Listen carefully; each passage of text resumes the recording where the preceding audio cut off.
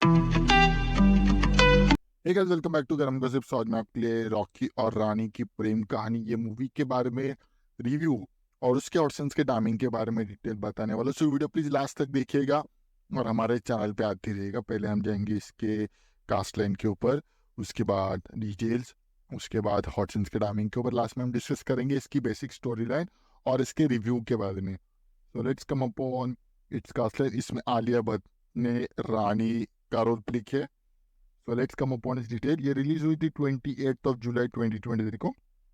इसकी average length movie की 2 hours 49 minutes है। इसकी स्टाइल ड्रामा और फैमिली फिल्म में आती है। इसका ओटीटी प्लेटफॉर्म अभी तक नॉट अवेलेबल है। इसकी लैंग्वेज ऑफ ओरिजिन हिंदी है। इसकी एमडीबी रेटिंग 4.8 है आउट ऑफ 10।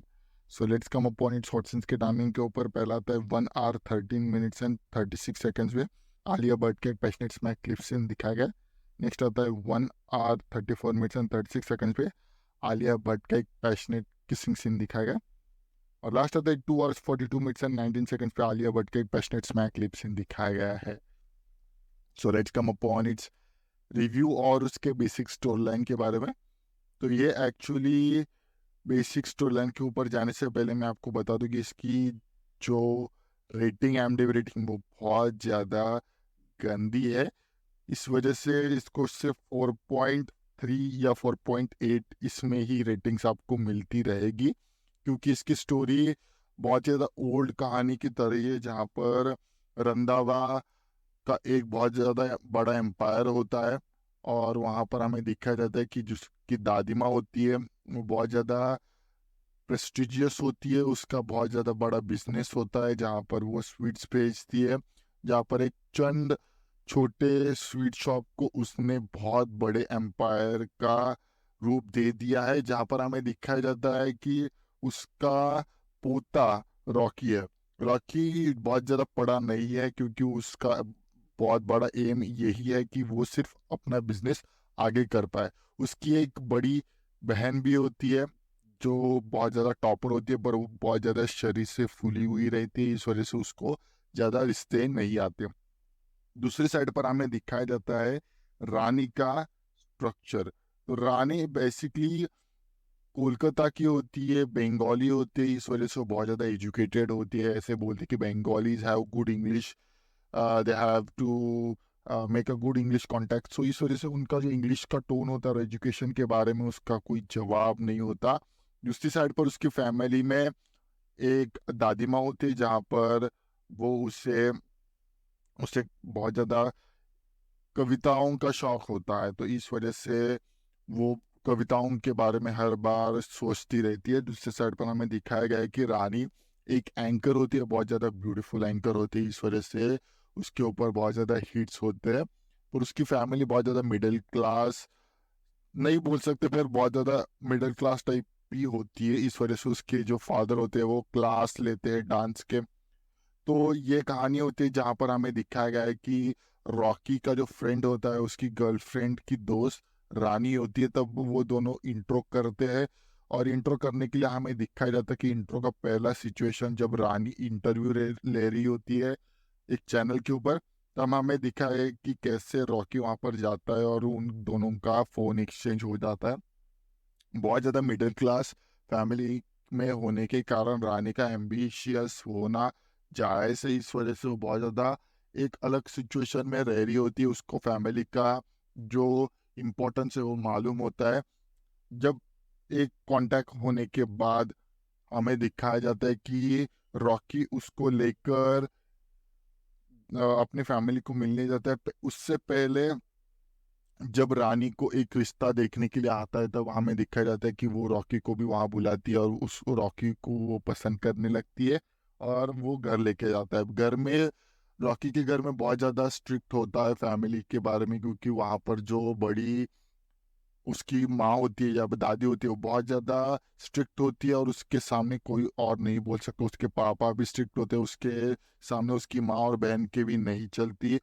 जितने भी बार उसकी बहन का रिश्ता लेके आए आए लोग, तब तब वो उसके मोटापे के बारे में उसको टीज करते, पर उसके स्टडीज के बारे में वो कोई नहीं उसको पूछता, क्योंकि वो मैथ्स टॉपर रही थी और वो पीएचडी होल्डर भी थी।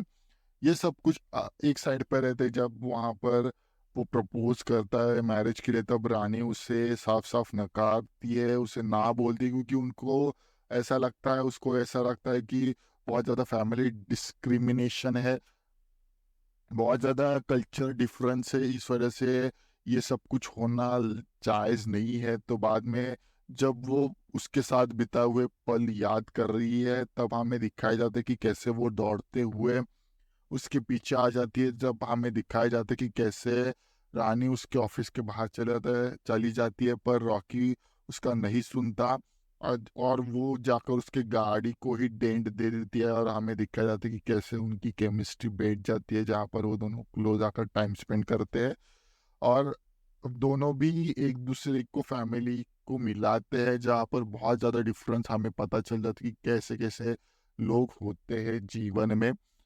और कितने कॉम्प्लिकेशंस थे, इस वजह से अब उनके फैमिली को अगर एकजुट रहना था, तब हमें दिखा जाता कि वो स्वैप करते हैं अपनी अपनी जगह, जहाँ पर रॉकी रानी की जगह जाता है और रानी रॉकी की जगह।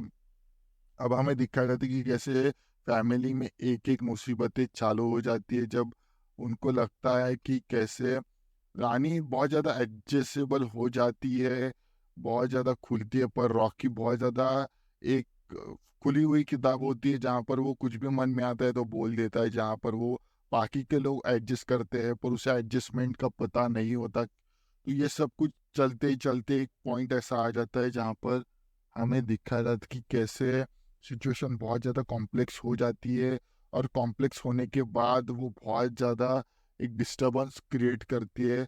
पर रानी के साइड से उसके रॉकी की माँ और बहन बहुत ज़्यादा चिल्ड होते हैं, बहुत ज़्यादा इंजॉयबल होते हैं। वो रियलाइज़ करके देती है उनको कि खुद पे कॉन्फिडेंस रखो, जिससे उनके मन में बहुत ज़्यादा गिल्ट ना आ जाए। और हमें दिखाया जाता है कि कैसे रानी की मॉम को सिंगिंग अच्छी लगती है और वो अपनी करियर को आगे बढ़ाना चाहती है, जहाँ पर दूसरी साइड पर रॉकी को समझ आता है कि क्या-क्या कुछ ऐसी चीज़ें हैं वो नहीं बोलनी चाहिए, एडजस्टमेंट भी एक चीज़ होती है जो उसे करनी चाहिए, जिससे उसकी लाइफ आगे बढ़ेगी।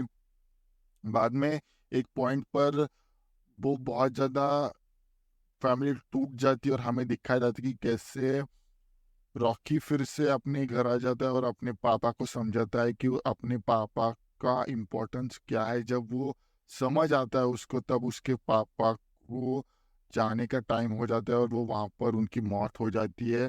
और इसी साइड पर उसके पापा बोलते हैं कि मुझे अगर माफ़ी मांग कर सब कुछ ठीक होता है तो मैं माफ़ी मांगता हूँ, और वो जाकर उसके रानी के परिवार को माफ़ी मांगते हैं, और मांगने के बाद यहाँ पर कहानी की एंड हो जाती है, और इसी मिक्स फीलिंग के साथ एक टिपिकल कहानी की तरह ये भी कहानी खत्म हो जाती है। बाकी का सब कुछ आपको एआई बता देगा। Thank you for watching this video.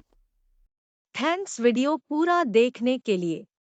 Next hot and spicy video के लिए कल मिलते हैं। Same time, same channel but different subject के साथ। तब तक के लिए goodbye and take care.